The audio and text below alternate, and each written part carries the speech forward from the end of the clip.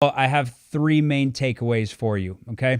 Takeaway number one, I'm going to read you this section of another article. This is about when Jordan had knee pain later on.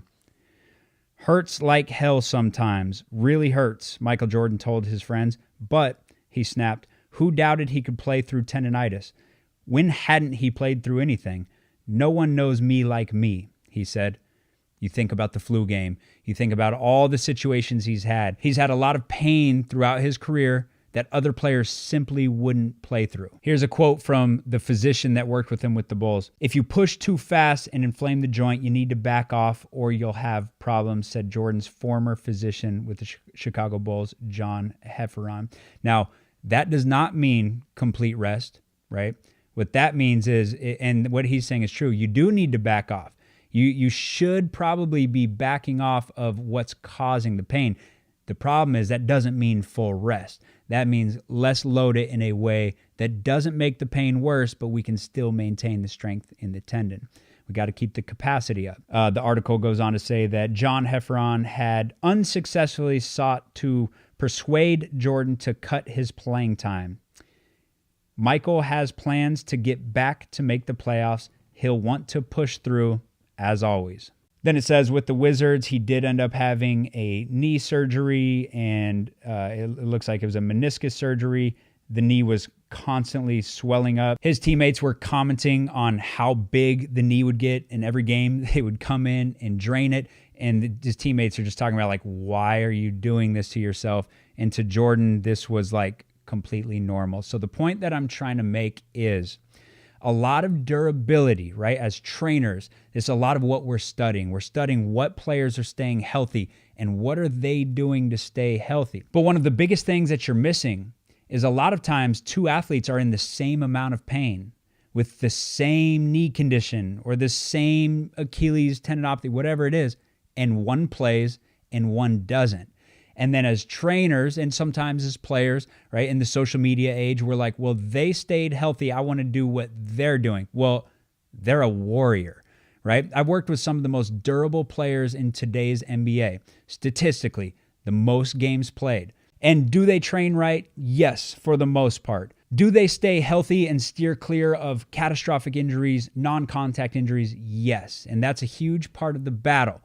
But there are contact injuries, there is pain, there is some ankle sprains, and they just keep going. Now, I'm not telling you as an athlete that you should be playing through injuries, but basketball is painful, right? There's a lot of sports. Football is even more painful, but basketball, we're taking constant pounding. So even if you do everything right, there's still going to be some pain.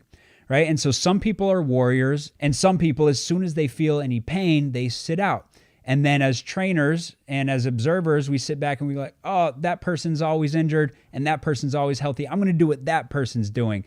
You might be cheating off the wrong person's homework, right? It might not be what they're doing in training. It might not even be their movement patterns that's keeping them healthy. They might just be a warrior. So to wrap that up, durability through your career is going to come down to a lot of different things. Your alignment matters. Your movement patterns matter. Your conditioning matters, right? Injuries happen when we're tired. Your nutrition, your stress, all these things matter.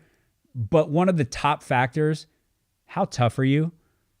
What is your pain tolerance? Jordan's pain tolerance was extremely high, whereas the average player's pain tolerance might be really low. And so that is a huge factor in durability. Again, I'm not saying go play through everything. Take care of your injuries. You got to know the difference between pain and actual injuries. You got to know the difference between minor pain that you actually can play through and pain that is going to lead to something worse. There's certain times where you play on a stress reaction in your foot and it's only going to get worse, right? So you got to really do your studying and learn what injuries are going to get worse if I play on it, and what injuries can I just focus on load management but still get through season with. My takeaway number 2 is in line with what I just said. Specifically, this is for trainers who are sitting back and observing and saying, this person played this many games and they stayed healthy, and so you got to do what they're doing. And then they cherry pick. And this happens all day with social media. I just saw a player went down with a tendinopathy. He's sitting out with the tendinopathy.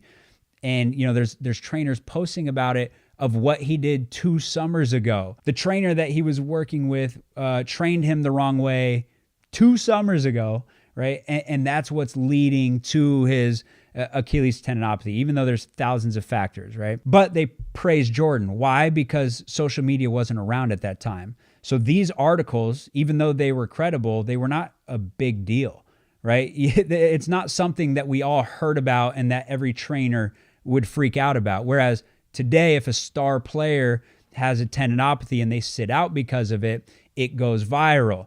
And then people start throwing people under the bus. Oh, it's the training. Oh, it's this, it's that. You don't know. You don't know unless you're on the inside. Unless you're in that player's circle, it's really hard to sit back and make assumptions. And if you are going to make assumptions, at least be accurate. Don't say this person trained wrong and Michael Jordan did everything right, and you got to be like Michael Jordan, but you didn't do your research. You didn't find out that Jordan was probably in more pain than this guy. Jordan pushed through a lot of pain in his playing career. He was a warrior. Great alignment, great movement patterns. I don't know if he trained much. Obviously, he sat out an entire summer, so training probably wasn't perfect, but the dude was a warrior. So don't make assumptions as a trainer, because the reality is you don't know anything. And takeaway number 3, and this might be the most important takeaway for athletes, don't take an entire summer for rest, right? Jordan had the tendinopathy late in the playoffs, and then he was probably told to rest the entire summer. And at that time, that was probably the best science-based evidence. And so that was the thing to do. So he did it. And then he probably felt better. There's a lot of methods when it comes to pain, especially tendinopathies, where there's a honeymoon phase, because you removed what was stressing it. And now you're sitting on the couch and you're icing, you're resting, you're elevating, whatever it is that you're doing. You're not getting the load. And that's why it feels better. Feeling better does not mean that it's actually healing. You're just removing the thing that exacerbated it in the first place. A lot of times I'll hear from a player, yeah, I did this protocol and I feel great. And then I dive deeper into it and it's like, oh, you're severely undertrained, right? You didn't load. You didn't do any plyometrics. You didn't sprint. You didn't jump. You didn't cut. And so you're not getting better and you're not becoming actually more durable for the sport. You just removed fast loading and you're strengthening only at slow speeds. And so, yeah, you're going to feel better because you took away the number one reason for jumper's knee, and that's storing and releasing elastic energy rapidly. And so we can get that honeymoon phase where you feel good, but getting back into sports, that's the real test. Can you get back into sports and stay pain-free for multiple years after that program? So that's takeaway number 3. Don't rest it. You got to load it. You got to have a gradual ramp up from your isometrics to your slow, heavy strength training, to your more power strength training, to your low-level plyometrics, to your more intensive plyometrics, to your multi-directional plyometrics and agility, to your reaction-based agility and plyometrics, and then into your sport, okay? And all of this stuff has to be properly progressed. Trust me, I got something crazy coming for you guys. We've got some of the best researchers in the game, some of the best physical therapists in the game, working on something to help you guys out, because there needs to be standards. There's no standards when it comes to jumper's knee right now, and that's why it's the wild, wild west. Everybody just comes up with different theories, but there is a way where we can standardize it with an objective-based system, and we can progressively overload so that we can drastically reduce the risk of jumper's knee.